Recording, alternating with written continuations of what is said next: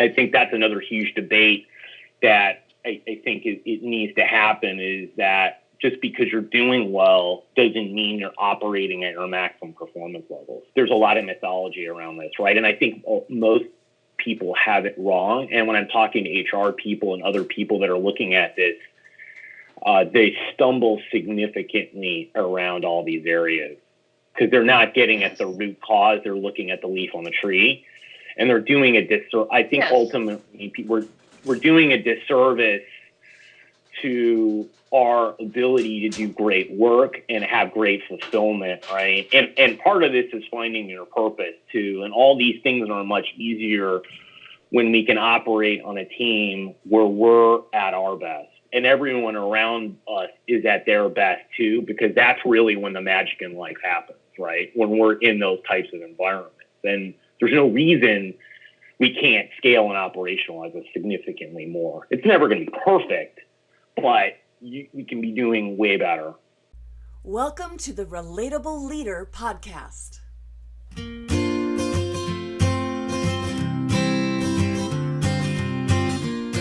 This is your behind-the-scenes access to coaching that supports your leadership.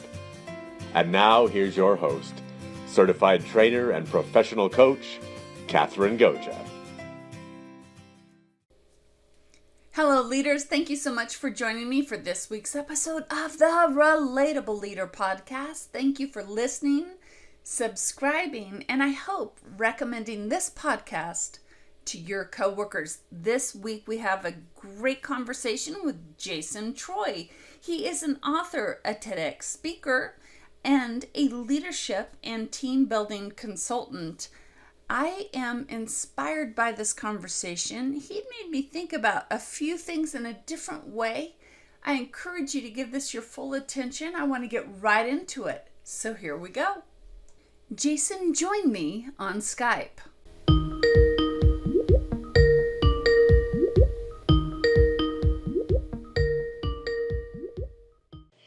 Okay, Jason Treu, welcome to the Relatable Leader podcast. You coach executives and managers to become extraordinary leaders. So let's start there. Please talk about the difference between average leaders and extraordinary leaders. Well, I think at the end of the day, extraordinary leaders really are focused and they're accountable to getting the most out of the people that are around them and also the processes and strategies, right? And I think when you can do that, you can create some pretty amazing things. And I think that's where we've seen all breakthroughs that we've ever had, because you're essentially in that model, you're creating all-star teams of people, right? Based on bringing out the best in them, not based on their IQ or anything else, meaning that they're all-stars already. And then you're committed to just doing great work. And however you put that together, right? And that to me is also important, because every process and every strategy is about pivoting and moving, taking in data, learning from it, and having enough humility and not enough ego that you can't say I'm wrong and change course, no matter who brings it up or where the idea comes from. I really appreciate you talking about the development of all-star teams, because one of the things I've noticed sometimes when I come in as a consultant at companies, that employees are doing really a great job at the basic job they were hired for, but that oftentimes they have all these skills that are untapped. And I'm wondering if you've seen that as well. Yeah, and I think in a lot of data and research, and it shows that most of the time, B players put together, and if you create the right environment, will actually outperform all-star players. And there's been a bunch of research lately that have shown, and they've done it in hospitals with doctors, where they have taken existing surgical teams and moved them to different hospitals and environments and paired them against all-star teams of medical professionals. And they've also done this when flying and other environments. And the research shows that if you can take people that you've done great work with and put them in another environment, you will continue to do great work. But if you just assemble great people in an environment, they won't do as well. And it's really interesting to see this. And they've done this on pilots with errors and other issues that they've had. And the same thing happens. You can change planes and everything else, and they'll do significantly better if you keep the same flight crews. And the same thing happens in a hospital environment. And I think there's a lot to learn from that right now. And I think that goes to hiring too, is that you don't have to be perfect in hiring in order to create high-performing teams. In fact, it really doesn't necessarily matter. I mean, you have to hire for the right things and the right factors, and more of that goes to things on how people perform on teams, their values, their emotions, how they deal with conflicts, communication, right? More so than a lot of things which people typically ask them are the factors that will create, a great environment. And then what you do when people get in is build really high levels of trust with them.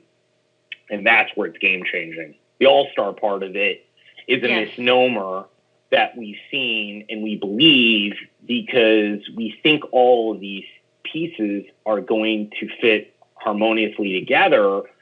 And even if you have a great coach and leader, right, that when you have a lot of outside noise and a lot of problems, or you'll even see people like the Golden State Warriors this year, right? Nothing's changed. And in fact, they play together so much, you'd think they would be one cohesive unit, and it's the worst season that they've had, right, to playing together and under all the turmoil. Now they're doing well in the playoffs, but they've had a lot of ups and downs, more so than they've had in the past. And really nothing else has changed, right? And they have a great coach, so even that doesn't necessarily matter. It's more about the pieces and components of it and how they're assembled.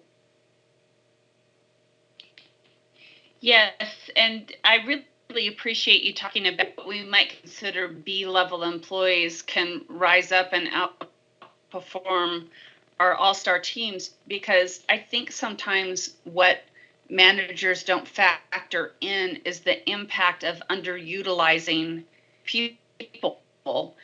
And even if they're doing really good in their job, the moment that person realizes that they're being underutilized, it becomes problematic. And I haven't done the research on this, but my gut feeling is those people then start to seek other opportunities where they might be better utilized.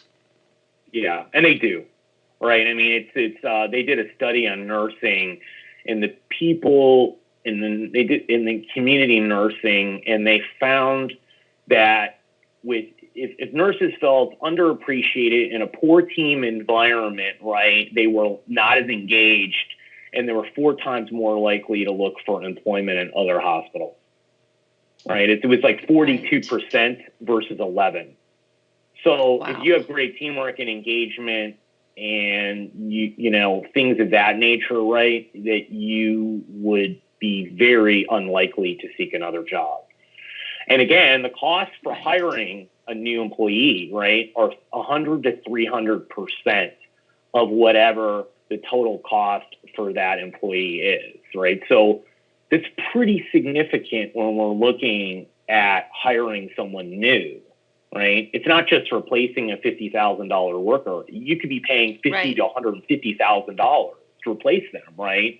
That's lost productivity and everything else that is going into what is happening in your environment. So its turnover is extremely costly in the process, right, of coming up with it. And you nail something right there, because one of the biggest complaints people have is feeling underappreciated, right? That they don't feel like they matter. And part of that is how people make them feel. And the other part of it is they can't connect what they're doing to the impact it's having on the organization, or at least to clients or prospects or something else. And so part of when the people talk about a purpose, I always say that it's really not necessarily the purpose. It's they have to feel like they matter and are making an impact. And when they don't, that's when the problems really start to happen, because then they'll just go through the motions. They're like, it doesn't really matter whether I'm here or whether I'm not here. What's the point? And what am I really doing? And how is this affecting other people? And that goes back to caveman days when we did everything inside of a group, right? And that belonging and connection is still in our DNA now. And even in a work environment, and if we don't feel that, we immediately then go into retrenching inside of ourselves, right? And disconnection happens, and we don't perform at our highest levels. And the whole organization goes significantly down. So this is not some mumbo jumbo emotional stuff. It's all data-driven performance. Right. And there's so much research out there.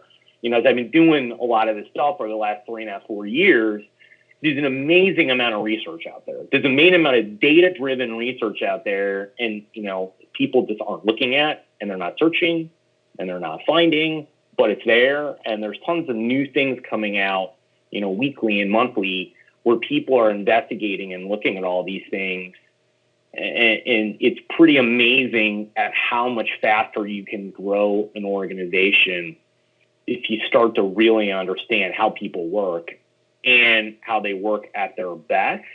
You can set these things up so it's just like a supply chain or manufacturing plant. You just operationalize it and you create the environment where they can flourish.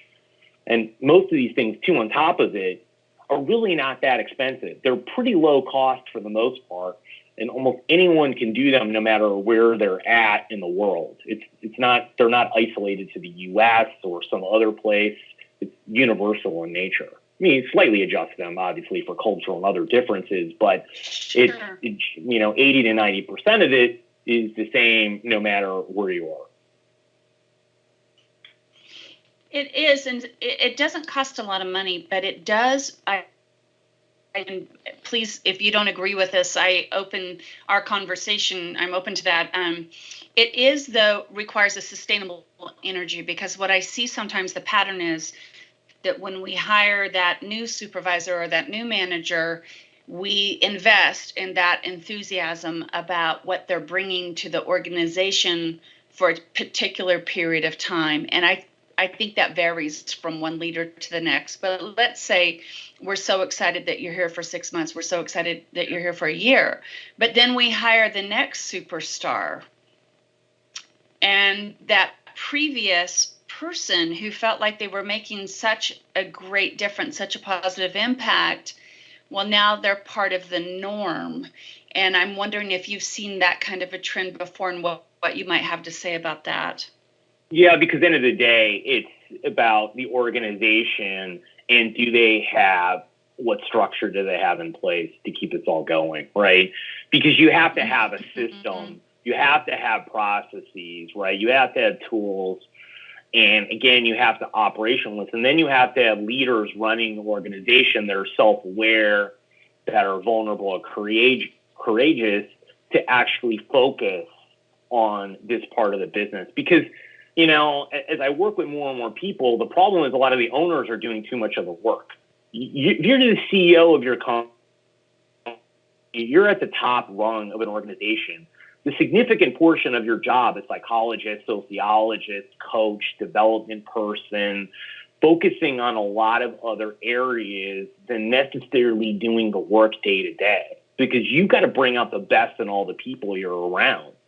Because if you don't monitor this and are intentional about it, it'll just take off on its own. And you'll have conflicts in people who are not working, right? And Gartner has a stat that only 16% of employees in the U.S.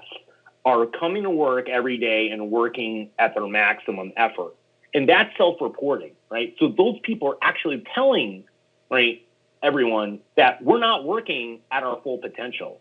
And the environment that they're in isn't either, right? 16% is only doing it, right? Gallup has 70% are, disengaged. And I just saw a new study in Harvard Business Review that's on the cover story that says even higher than that. It's like 84%. And it's not surprising. So you have to have this all in place, because what you're describing is just a knee-jerk moving around, like the next shiny thing. And it's because there is no plan. There's no people strategy that's focused around the right things, right? People talk about in HR about a people strategy or human capital strategy. And when you look at how they're going about it, they're missing the first parts of the processes that really matter and move the needle, and focusing on things that are more the leaves on the tree and not the root cause of how do we get people to perform at their highest levels and simultaneously be fulfilled. Because if they're not, then it's impossible for them to bring forth their best every day, because who is going to get excited about going into a place where they feel like they're just going through the motions, right? What you're describing is exactly that. They're euphoric for year one, and now for the rest of the time they're there, they may be at a very good to good place, but you've already lost significant performance in what that person could be doing, which is costing money, right? And you're bleeding money and innovation and everything else. So again, like I told people, it's not some feel-good stuff, right? This is about how do you create organizations that can scale and grow quickly so you can make revenue, profit, and be successful. We'll continue our conversation with Jason Treu right after this message. Live It, Mastering Positive Attitude Habits will help you work smart and live happy. Live It is a textbook and workbook in one, with note-taking and action planners designed into the book. The content is based on activities training participants rated with 5 stars for more than 15 years. What makes this book different from other attitude books is you have everything you need to move from thinking to doing, from waiting to changing, and from surviving to thriving. Even people who are generally positive appreciate these action assignments that help you shake off attitude blockers, reconnect with your life vision, and demonstrate the consistent behaviors to move closer to goals in every area of your life. Get the book on Amazon today and get to work in the 8 key areas of your life. If nothing changes, nothing changes. Go to Amazon now and purchase Catherine Goggia's book, Live It, Mastering Positive Attitude Habits. Her 15 practical tips for managing your mindset have already inspired thousands of people, and they can help you work smart and live happy too. That you've worked with really high-level people like Steve Jobs and Mark Cuban. And for our audience today, Jason, I'm wondering if you could please speak to what do you think those men and that level of leader have in common with the leaders in our audience today on this podcast? Because I think that sometimes people make the mistake of thinking, well, when people are operating at this big, large global level, that's different from my day-to-day experience. But I tend to believe that in every segment, there's some commonality. And what would you have to say about that, please? Yeah, I think that's true. I mean, the scale is different, right? And I think with the scale in some parts of that, things do change. But I think in general, everyone's the same, right? I mean, there's still every organization's goal. Although they may be different, right? Some will maybe to make more money and profit, some maybe to make impact, but whatever it is, you're looking at doing something in a significant big way, right? You're not there to underperform intentionally, right? And to have a crappy organization. No one goes to work saying that's our job, right? But it ends up happening. And I think, a lot of them, they worked hard. They put forth the greatest amount of effort, right? They had opinions, but, they stepped aside at certain points and found people better themselves to do things. They made a lot of mistakes, right? Don't kid yourself, right? They made a ton of mistakes. They just got up every day and kept on their dream and their vision and believed in it and worked hard to make it a reality. And that part of it is inspiring. And also, they're just taking more swings, right? I think that's the problem with a lot of people, right? It's just like they're getting up every day and they're going to the plate in baseball and, taking 3 swings. Well, most people aren't taking almost any, right? Well, at some point, you're going to be successful because it's a numbers game, right? And they just did it for such a prolonged period of time, and they learned from all of these things. But remember, Steve Jobs got fired from Apple, right? He got fired from the board, right? They said, leave. No one wants you here, right? I mean, it was, if you read about it, it's pretty horrific. It's not something that, and it's, a vote of complete no confidence, which really is a pretty harsh thing if you're at that level to have to go through that, right? And so, and he was at Pixar, and it wasn't some, like, he walked in and was like, oh, wow, I know what's going on. I mean, he took hard stances and had problems, and it took a while for them to find their footing at Pixar. He just stayed in it long enough for them to actually figure it out. And he found smart people to have these disagreements or arguments with, which in the end served him well, because then all of it came together. But it took a long time for him to be, learn one lesson, which is I could be right or I can be happy and successful.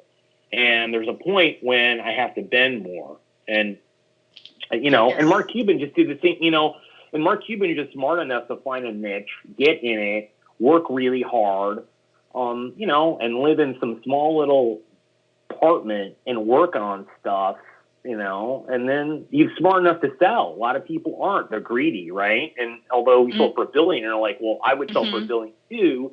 At that point, everything was just going up. So everyone was looking at, I don't need to buy one golf course. I was in one company when I was in Silicon Valley, and they offered to buy the company for $2 billion. And it was so much more money than the company was making, right? I think the company's revenue is like $100 million. And then what happened is that they didn't sell, and they didn't sell. And then 3 years later, they sold the company in a fire sale for $10 million. Right. Goodness. I mean, Amazing. and always remember that, right? Amazing. Think about that, right? And there were multiple ways that they probably could have easily just sold for a little bit less, and the people would have had, lifetime wealth. And instead, they had nothing because they wanted 5 golf course memberships instead of 2. That wasn't good enough, right? And like, you can play golf 5 places a day, right? Well, no, we have to have it. Because why not be greedy and take more? Well, you do that, right? They talk about this, pigs get slaughtered, right? And in a situation, a company got sold for little that. And that's pretty common along the way. I mean, when people. I really appreciate that when people hire you as a consultant, that you have firsthand experience in these areas. And one of the reasons I was eager to talk with you, Jason, is that your work is focused on communication and motivation as the levers that skyrocket performance and teamwork. And I think, I love to provide interviews that immediately give people tools that they can use within the next 24 hours. So I was wondering if you could please give us a few examples of some communication do's and don'ts. Well, I think one of the first things is that you have to everything comes down to trust. And it is the fabric that holds together society, relationships, everything else. And as I've been going through this process probably for the last 4 years, because all of my clients or anyone I'm working with has a team, right? And I look at a team as not just internal people, but external, meaning clients, prospects, partners, really anyone. They're all your team, right? And in today's world, we have more and more agile teams where you're putting together things on the fly, right, really quickly, or they're not that long in length, or you've got to start from zero trust with someone. And the problem is we focus so little on the trust process and focus on everything else, like getting them to do something or perform better. And the problem with that is the tail's wagging the dog. Right? Because the fundamental question every single person answers, right? Just in a very large oil and gas company that a lot of people would know, right? Global.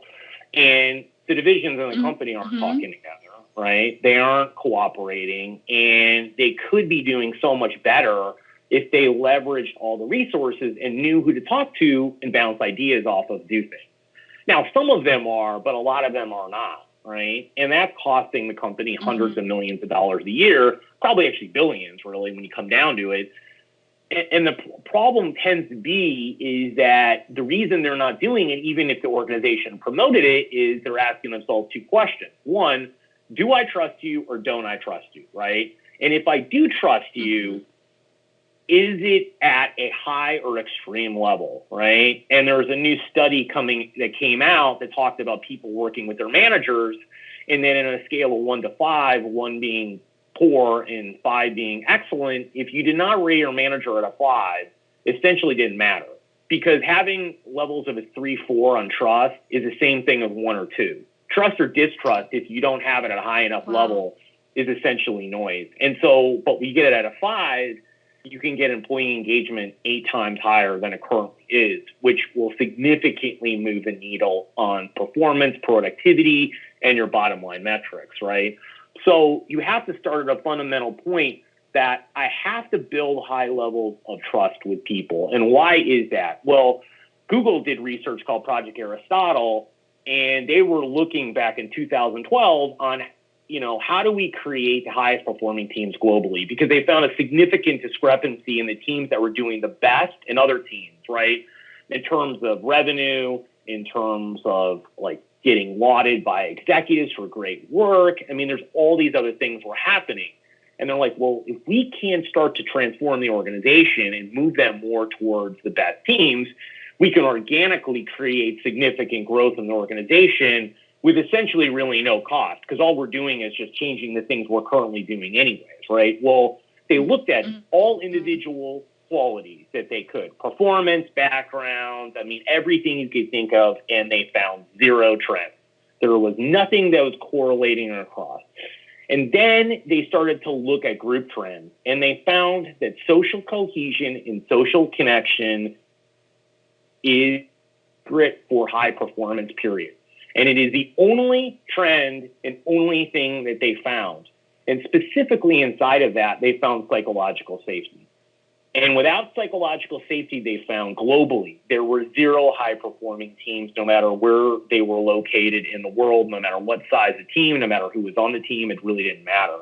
And psychological safety is really being able to speak up, share your ideas, dissent, have respectful discussions, share ideas, point out problems without always having solutions, really just being able to work in an environment that brings out your best, right? And part of that, if you dissect it more, it's about knowing the people around you really well, right? And knowing it as well as you would the people in your inner circle personally, but take out, friends or family or liking people, right? It's understanding their experiences and where they're coming from.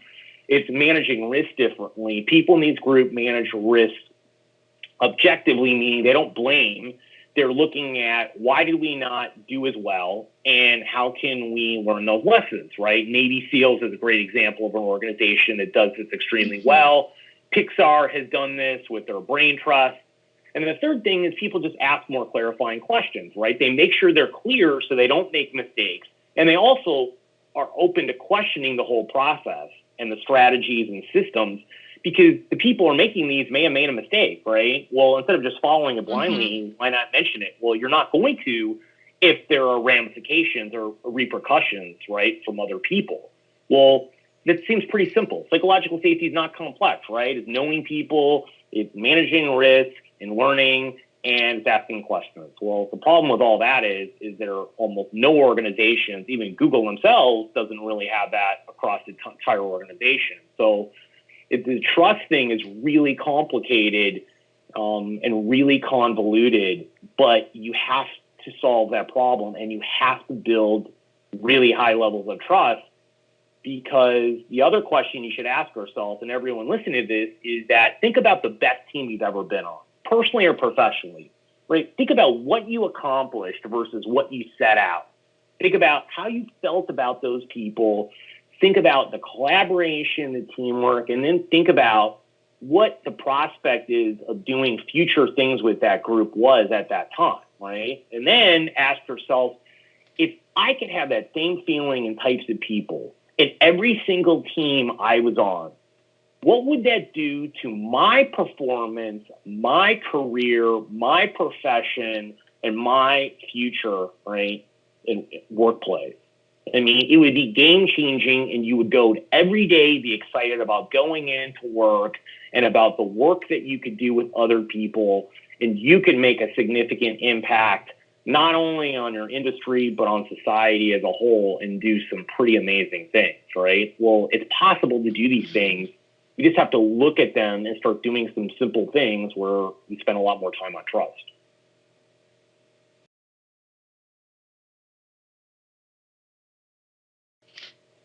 Well, that leads me to another question, and it weaves in and out of these topics that you're bringing up, and that is your TEDx talk, how to get workers to like each other, and which implies that we would go to work and have a sense that we are working with our friends. I know I have done some coaching with people who tell me that they don't care what people think of them, and that work isn't a popularity contest. And I wonder, based on psychological safety, what you would say to those people. Well, I mean, I don't, if it's a popularity contest, then it's a challenge, right? But I think if you don't enjoy to a great level working with the people that you're working with, if you don't, I think liking them, maybe you don't want to socially hang out with them, but you have to value their opinions.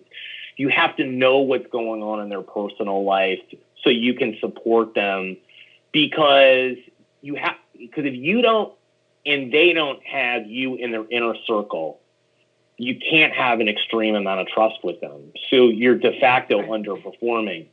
So it's affecting you negatively, right? When people tell me there's this work-life balance, I'm like, okay, do you want to do great or not? The amount of income that you'll be making from your job and your profession will be significantly lower over the next 5, 10, 15 years if you take that opinion, because all the research shows that that's the case, and that you will fail much more. Now, you can be right about what you're saying for yourself, but at the end of the day, you're going to not actually be as successful, because that's just not how people work. Because at the end of the day, what you want is you want to have a contribution mindset. You want everyone else to be invested in your success and want you to be as successful as possible. Well, that requirement means you do the same. Well, in order to do that, you've got to create a different team atmosphere and workplace. And it's less about the culture necessarily, and it's about how you're treating people and what's really going on a day-to-day basis. Culture always, to me, seems some like highfalutin thing that, people have a hard time really describing. And I know Adam Grant talked about a great thing, which was, it's the stories people say that are going on here that's not anywhere else. And I think that's great, but that still isn't really concrete for people. And I think we have to have it where we're creating an environment where people are getting excited about going to work every day, about the people that they're around. And if they take another viewpoint to that, it's just impossible, because you can't have a contribution mindset if you don't have components of all the things that we're talking about. And if you don't have that, right? Because at the end of the day, the other thing I did like 3 years ago was I went into all of my clients and even former clients, and I started to talk to people working for them to find out why they were staying up at 10 o'clock doing emails or PowerPoint presentations at 1 o'clock in the morning, or waking up at 3 to get on a plane. And when you really get down to it, right, and I did have to dig very deep to get to this, but the primary driver was not them making more money or getting promoted. The primary driver was, I don't want to disappoint my manager or my manager's manager or the person running the company. And disappointment is a major driver. Why? Because you care about success, because you don't want to let other people down, right? And that goes into our sense of belonging that goes from caveman days, which is what people have, right? And the other thing about that too, which is interesting, is I'm doing more research on neurology and biology and chemistry, is we all have these things called belonging cues. And what happens is we scan the environment and we ask ourselves, is it safe for me to trust you, or is it not? And if we don't get cues and other things that go on, our survival mechanism kicks in, right? Our fight or flight brain, and we worry about, are we going to live or die? And you will not do certain things. For instance, you will not speak up in a meeting, because this is what will happen in your head. You'll think, unconsciously, of course, but if I speak up and other people think negative things and tell my manager then might fire me. If they fire me, then I may not be able to get a job. My family get kicked out of their house. They won't have food to eat, and then we'll all die. And that is how the human brain is wired, right? So if you don't create these environments, what we're talking about, there are really deep research on how we're built from the inside out that will just derail performance. And there's nothing you can do about that to like redefine our brain, right? I mean, that's not going to work. So we've got to figure out ways to work with it. I really appreciate your ability to tap these concepts into the foundation of humanity and how we operate, and how unconsciously seems to be so easy to jump to these extreme stories that we tell ourselves or fear, even if they're not voiced. And I want to get to your book. You wrote the book Social Wealth: How to Build Extraordinary Relationships by Transforming the Way We Live, Love, and Network. And I wondered if you could please share with our audience how employees in every role in an organization, even frontline employees, can benefit from reading your book.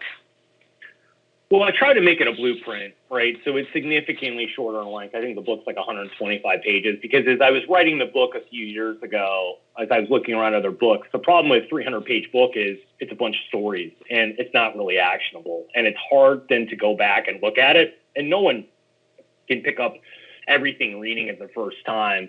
The second thing was I wanted to have anyone in the world able to pick this up and get results, right? So the book is 90% content, right? Versus most are, 30 or 40%, and most of it's sales. And I wanted to design it, and then I wanted to design it where I took someone through and gave them step-by-step things that here's what I would do, right? And here's what other people I work with have done. So you'd essentially get free coaching in terms of how to build relationships with people and how to go about it, how to think about it, how to do it, where to go, that can both benefit you professionally but also personally, right? Because you can do both things simultaneously. And not that I'm telling people that at work that you have to have a bunch of friends at work necessarily, but you do have to create them in other places. And there are great places to go that you can do both of them more so than other places, such as going to charities or nonprofit organizations, right? That's where all the people go. You could meet the owner of the Cowboys. You could meet Mark Cuban if you do these things. You will not meet him in a networking group. You will not meet him at a business function group, right? So there are ideal places to go where you can meet great people that can both serve you and you can serve them personally and professionally. And then you've got to figure out how do you get in the mindset of these people and figuring, okay, well, what are their defense mechanisms? How do I get by them? What do I need to do? How do I think about building relationships in the long game? And so I try to take people through that from A to Z and give them a process that will work exceptionally well for them, no matter whether you're an introvert or whether you're an extrovert or anyone in between, right? It really doesn't matter, because introverts, right? I mean, really, the huge difference I'm finding as I'm having more conversations, especially as I'm doing a lot of speaking, as I go out and ask them, they would do a lot more socializing if they didn't have to do the small talk to get to the things that are meaningful, because the small talk ends up taking away energy from them. So they can only do so much of it. And because they don't know what the end result is, right? And most of the time they found the end result isn't great, which is true, right? Then they just opt to not do it. So when I asked them, I said, so if I could create a room and every person in this room you would have a great conversation with, would you do it? And I've yet to have one introvert say no, right? But they're just wired differently, right? So an introvert has to think differently about how they structure questions and what they ask and how they go about it, so they can do it in a way that maximizes the chances that they can turn these relationships into something meaningful, so they don't have to have the number that most people normally have to cut through it and get to what the other person else like benefit for them, and also for the person who's an introvert.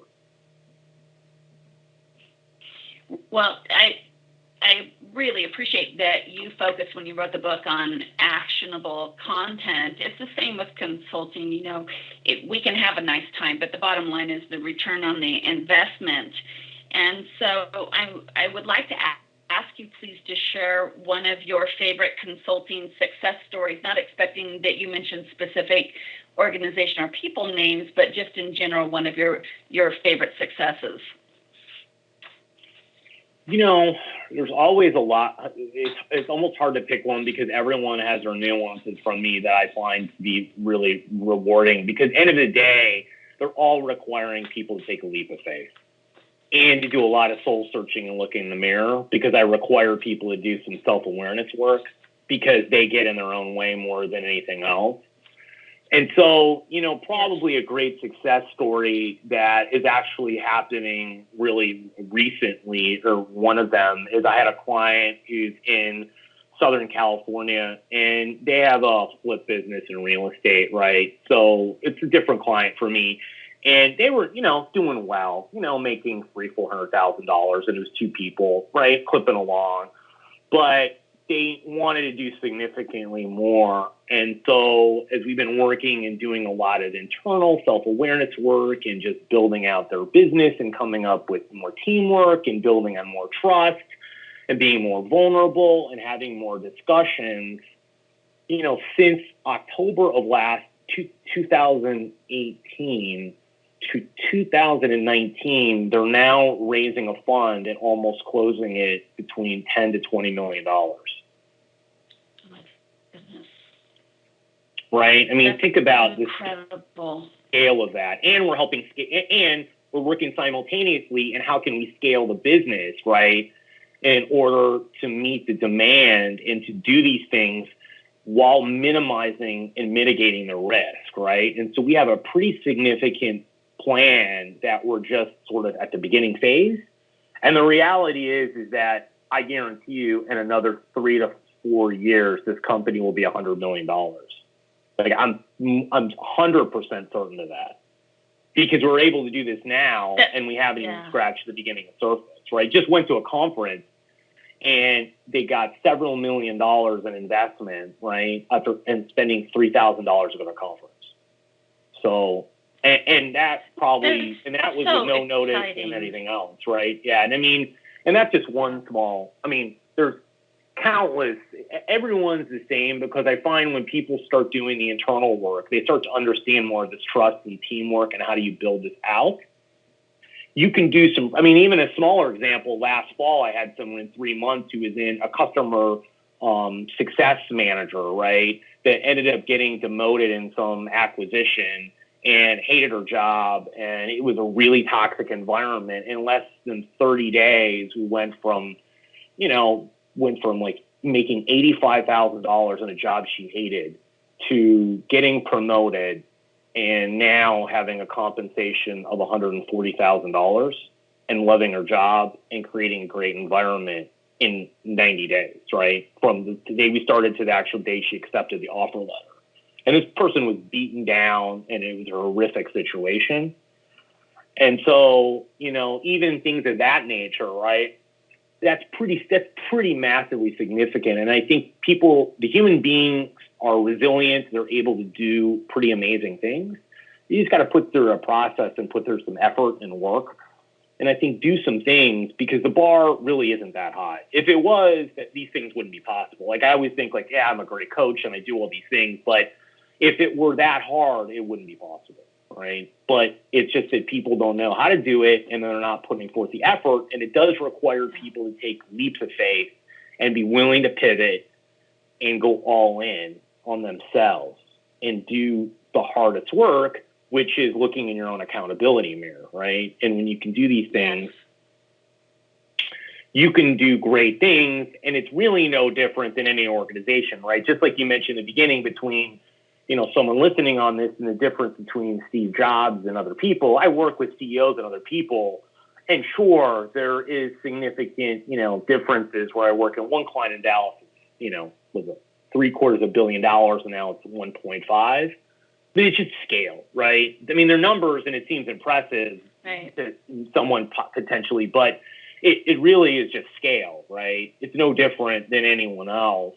It's just, you just got to do the work and be willing to do what most people are not willing. Now, I will say the only challenge begins is the higher up you go in an organization, the more of an echo chamber you live in.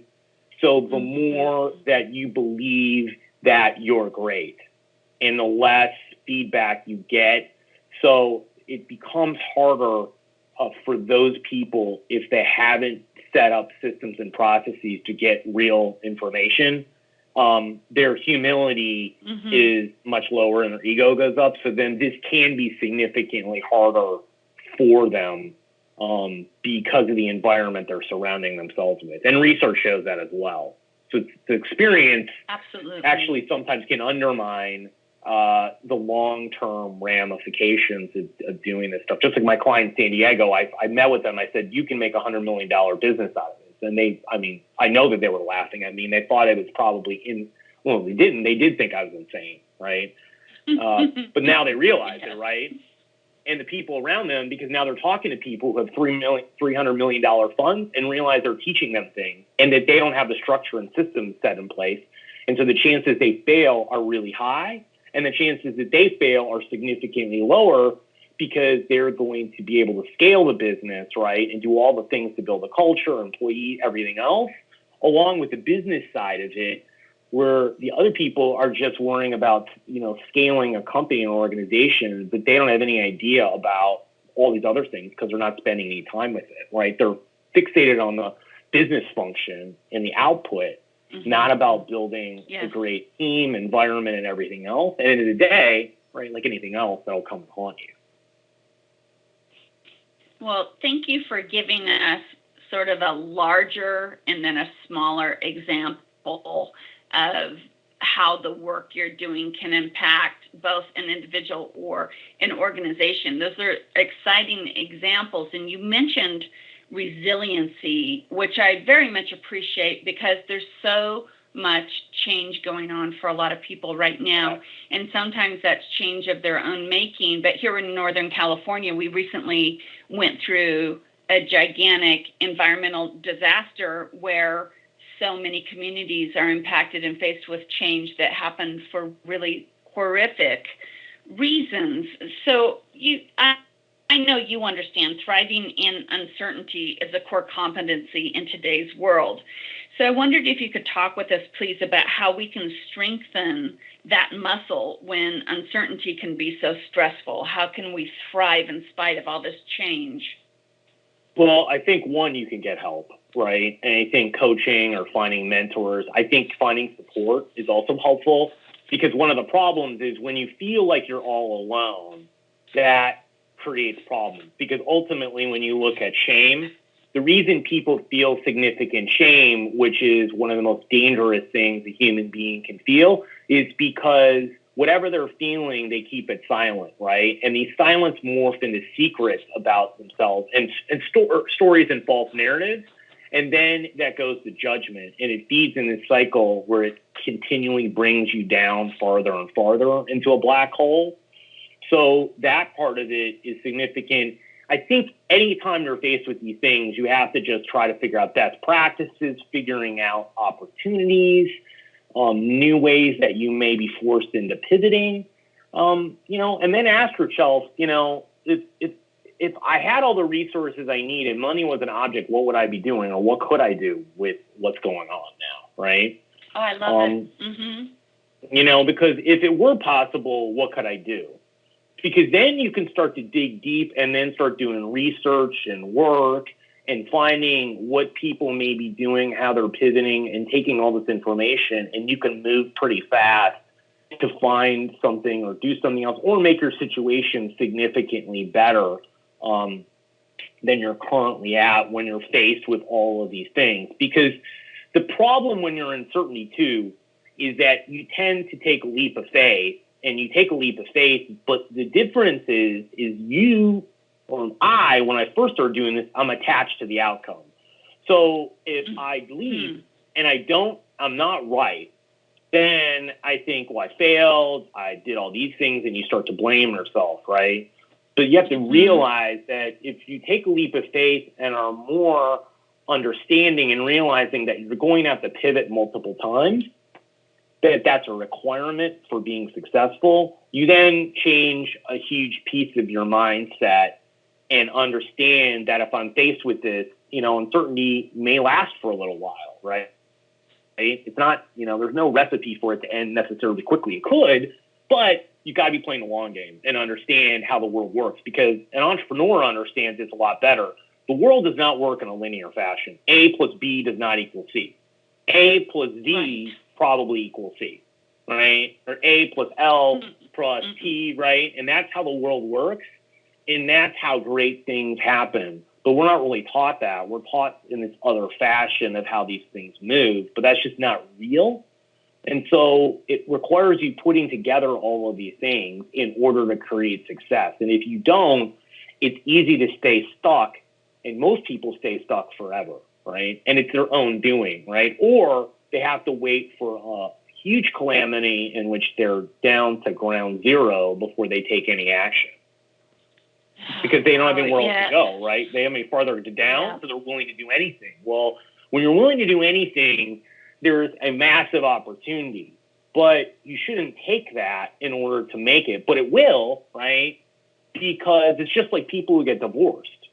No one wakes up one day and says, oh, I'm going to get divorced. What happens is you chip the relationship away over a long period of time. And you may have done it intentionally, not intentionally, unconsciously, consciously, through a variety of things. That is why you're not in the place that you want to be. And if you do it the first time, there's a reason why every time you get remarried, the divorce rate keeps going up until you're at 6 or 7 marriages where it's like about 90%. And then you can't get any higher because you flatten the curve because you're almost at 100, right? But it takes you getting to 100% for it to happen. So it's not like people learn because you're making the same mistakes over and over again. So you are going to be required at some point to face some really hard things if you don't want to do the work. And you will anyways, but you'll look at it in a much different way, and you won't be at rock bottom when you have to take action, which is way harder to do than if you're halfway down the mountain and you realize you're in trouble. And you have a process, or at least know that you have to find people to help you. Even if you don't know who it is or how to go about doing it, you'll at least start to look and try. Absolutely. And a lot of what you're talking about as we face the changes that are going on around us all the time requires for us to manage our emotions. And I would like for you to tell us, please, how managing your emotions, Jason, has helped you both professionally and personally. Well, I think you've got to understand that one of the requirements of a great leader is how you manage your emotional landscape, right? Now, you have to manage your own emotions and understand what are your blind spots and patterns that sabotage your own success, which everyone has. And they all stem from patterns, either from one of two places, some adult trauma or some adult experiences. But typically more of them come from some childhood issues or things that you learned in a blueprint that are no longer serving you over time. And so the first place is always inward, but externally, you've got to be able to do that, because if you don't understand human beings and what they're going through and can support them and be empathetic, and understand at least where they're coming from, right, and how they may get to that place, you're just going to be lost, because you're going to start to do things such as, well, I'm really logical here, and you're acting very emotionally, right? Or you're going to think, well, that person's kind of dumb because they don't get what I understand, right? And there'll be all these conclusions and false narratives and things that you will be making mistakes, and you'll get mad, you'll get upset, and you'll visibly show these things with people, which undermines the relationship, right? And it's really challenging if you don't understand how to work with other people and understand them, what their makeup is, even try to figure out what their blind spots are and showing up so you can work around them or with them with it. And having some empathy and other skill sets that are a requirement for you to do great work with people, diverse individuals, right, from anywhere else. And if you don't, you just are going to have a lot of challenges throughout your lifetime, right? And they won't just result in your professional life. They'll be in your personal life as well. Yes, I think you're exactly right about that. And if we don't figure out how to work through it, I find that the same exact challenges keep coming up. Just the faces of the people in front of us change a little bit, whether it's at work, our coworkers, or in our personal relationships, as you alluded to, with one marriage after another that ends in divorce. I think one of the things that's exciting about consulting work as you do is that you are very much involved in helping people set goals. And with that, I find it's important that we walk the talk. And so I want to ask you if you would please share with us both a professional goal and a personal goal, Jason, that you've set for yourself this year. Well, my professional goals was really, when I started the end of last year, was to try to get at least 30 speaking engagements a month, which I'm way past that. It's getting closer to 5 and at this point in the year. And that was one of them. One was to double my revenue, which I'm on pace to do. The third was to create this game, Cards Against Mundanity, the actual physical card game. The other one was to finish my next book, which that's looking more dicey, but it may happen. And then it was to start doing a considerable amount of corporate workshops and get more and more of my income coming from doing my team building and teamwork than my current revenue spread is coming from. And my personal goal was one that I said 18 months ago, and I'm running in June, and it's going to be really close, is to qualify for the Boston Marathon. So that was one of them. And then the other one was, I've been dating someone now for, well, it was a year in April, but before then, in the beginning of the year, was to get us all to, and she has 2 children. And so for us to all move into one place, and then in the fall to go and buy a place where we want to live in Dallas. And so that's all in motion right now. So those were some pretty significant goals right now. So, and I'm sure as I go through the year, the one thing with goal setting too is I believe it's not a one and done process. So I always am looking and saying, okay, well, what is it that I need to do next? Like, where is it that I need to go with the things that I'm doing?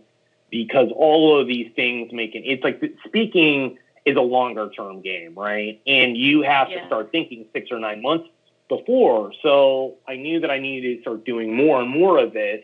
So I put in, but I missed a bunch of opportunities because I didn't, I got behind and couldn't do it. So this year I'll have to even submit a lot of them and do that. And so probably, since I'm not traveling for the next month, I'll sit down for a couple of days and I'll just look for opportunities and I'll start submitting and doing things, right? But I wouldn't have done that before, but now I know that if I don't, right? So part of it is I'll look and saying, okay, well, I may not have set the bar high enough. Well, I thought at that point, but then I'll start to look at next year and saying, okay, well, how high do I want it to go for traveling reasons, right? And doing these things, but you've got to I think the part of the problem is the goals is you have to reassess them, make sure you pick the right ones. And then if you didn't pick things that are high enough, where should they be?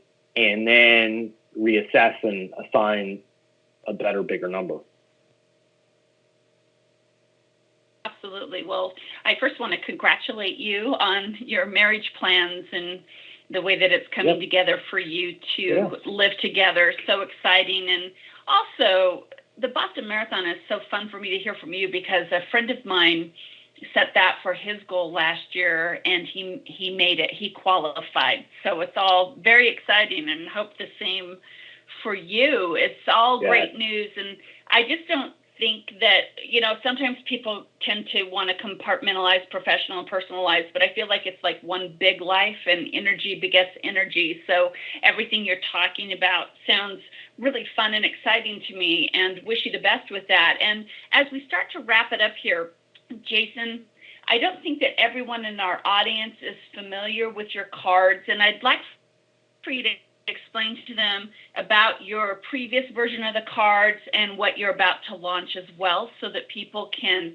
access that and purchase those tools. Sure. Well, one of the things about building trust is I've done a lot of research on how you do it. And the problem with other team building, team performance activities is that they really miss the mark. Because at the end of the day, what happens is you skyrocket trust by building vulnerability. And the way that the only vulnerability that you have control over is self-disclosure, right? And that's sharing information with other people about your experiences, desires, hopes, setbacks, achievements, the things that you value. And end of the day, that is how we skyrocket trust between people, because everyone here has met someone and in 5 or 10 minutes, you felt like you've known them all your life, or you knew them extremely well. And what happened is someone started to share something vulnerably, and then you just stair-stepped it up. And you did in one conversation what people do an average of 20 to 30. And in today's workplace, what happens is that the data shows you it takes between 200 to 400 hours to create a very close relationship with someone. And that's a lot of time. And in 1960, when we were working with people for 20 or 30 years, we had that, freedom that we could take a while. Now we don't, and it sabotages our success, as we talked about before. So we need to be able to share and open up. And what I found was a research study by Professor Arthur Aaron that he did in 1997, which he's done dozens of times between now and then. And he created a situation where he had 54 grad students, and they sat across from each other. And over 45 minutes, they asked 36 questions. And these questions were pretty vulnerable, right? Like one of the last ones was, tell me 3 things that you like about me. And that's hard with a complete stranger. But the results were incredible. 30% of the people said that after these 45 minutes, the conversation that resulted from the person sitting across from them made them feel like that was the closest relationship in their life. So 30% of the people walked out of there creating the closest relationship of their life. And you've done it with every size group and everywhere else. And that means I could take you to a coffee shop in your town or somewhere else, and I could bring 3 or 4 people together, and you'd walk out with a best friend. And it's pretty amazing to think of that prospect. So what ended up happening was I thought to myself, well, what if I did this in a group environment? And that's even where the magic even goes more, because if you're in a group, a small group, let's say 5, 6, 7, 8 people, right? And you start sharing all this information, you just have to start connecting with a couple of the people on an experience level or an emotional level, right? Like you've lost something and they've lost in their life, right? Or whatever it might be. And you create a deep connection with all of those people. And the other part of it I found is that it scales infinitely. So I did a group at Google for 500 people. And what happened is the entire room increased their closeness, teamwork, engagement, right? That I measured at that point. Well, not the teamwork part of it, but that I found that over time. And because then you start treating everyone around you as though you're a part of your team. And there are questions such as, what's most important lesson you've learned in the last year? Who's your personal hero? Tell me about your greatest achievement and how it affected you. I mean, questions of all of those nature build a tremendous amount of trust. And what happens is you walk out and all those people are in your inner circle, even an acquaintance, right? Now, the experiences that you have with them obviously aren't because you don't have the time, right? Or because you didn't have that level of trust, the experiences wouldn't be the same. But now all of those people are much more vulnerable and open to allowing all of that to happen. So it will happen. And you can sustain this through very small activities that don't take that much time. So what happened is I created this, and now 12,000 people have gone through it, and companies like, Amazon, Google, Southwest Airlines, Gillette, Oklahoma City Thunder basketball organization has done it. I mean, Blue Cross Blue Shield. I mean, tons of other organizations have gone through this. And it's been pretty magical everyone I go in or everywhere. I do this in speaking things too, where people do it in the audience. And so the game itself is great. And so then I created a physical card set, like a poker style card, because I had more people asking for it. And I tested some new questions as I've been going out and doing these things. And so there are quite a few new questions in the deck that are not in the other one that I think work even better than the existing free game. But the free game will get you a considerable amount. And the new poker style card game I just actually finished, and it's not that expensive. It's $39.99, so it's not like you can afford to do it. And you can use this either one-on-one with people. You can use this in a group setting. You can use it across an organization. You can also use it equally as well with customers, prospects, business partners, investors, boards, anything that you want to apply, right? And of course, you can use it in your personal life. It just, I don't market like that, but a lot of people do. And so it's really about building much better teams with the people that you're around and being able to perform at the highest level. And you do that by building extreme trust. And this does it really quickly. And you don't really have to go through that many questions with a team of people. Like if you're doing it in a group, I say to people, you can ask anywhere between 8 to 12 questions. You can do it really well with someone if you only have 2 to 3 minutes and you can ask like 2 questions. You'll get way farther than you think that you will. And it will build a bridge for you to open up many more questions. And then it leads to some pretty amazing things. Sure. So how do people purchase the cards? How do they contact you to facilitate these activities or to hire you as a speaker? I just know that people are going to be excited to connect with you, Jason. So how do they go about that? So you can go to my website. It's jasontreu.com. And you can get the game at cardsagainstthemundanity.com. You can download it for free. And on my website, you can buy the game. You can reach out. I do this as a workshop for people as well. And the difference in the workshop, obviously, is I go through the strategies, systems, and processes behind this and teach you what's behind it so you can replicate it, because the game is just a tool, right? And once you understand how this works, you can implement it in every facet of your business and organization. And you can use it in onboarding, you can use it in hiring, you can use it all over the place, right? And it works equally in all of these places for people. And it also helps with conflicts and other challenges that are happening, or with remote teams or virtual teams all over the place. I'm doing more and more of that work and to build those connections with people. So you can find all about that and my other coaching and manager and leadership training, everything else on my website itself. So, and there's a link for the book there too. So. Yes, good. Well, I encourage our audience to go to your website, check out all of your resources. And, Jason, I have to tell you, it's been for me personally very inspiring to have this time with you. I thank you very much. I know your travel schedule, because of the goals that you set for yourself, your travel schedule is really, really busy this year. So it's my privilege, honestly, to take this time with you. And is there anything else you would like to share with the Relatable Leader audience before we wrap it up? No, I think I'd leave you with, you have to build really high levels of trust with people. So if you don't know the answers to questions such as what's the most important lesson you learned in the last year, who's your personal hero and why, what's your biggest setback in the last 5 years, and how did you overcome it and what did you learn from it? If you don't know those types of questions and much more about every person you work with, you haven't built enough trust with them. And that means they're underperforming, you're underperforming, and you could be doing so much greater work than you currently are. If you take a little bit of time to find out this information, you're going to get such an ROI back that you're going to wonder why you didn't sooner. And your life is going to be much more fulfilled at work than it's ever been before. And you're going to feel a lot more supported in everything that you do. So take the time to really do this activity and ask people questions, because it's the only way you're ever going to get to know them. And the other way is the super slow process, where it'll take you years. In average, it'll take you 5 to 10 years. And now you can do it in minutes. So you can have the same ROI in minutes, or you can wait.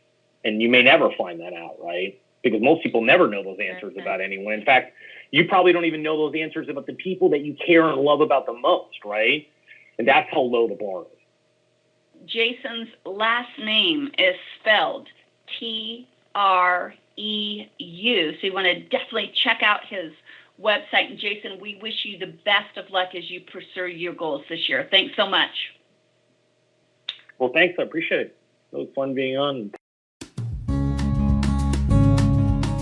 Thank you for joining me here at the Relatable Leader podcast. It is my mission to support your success through tools and knowledge you can apply immediately.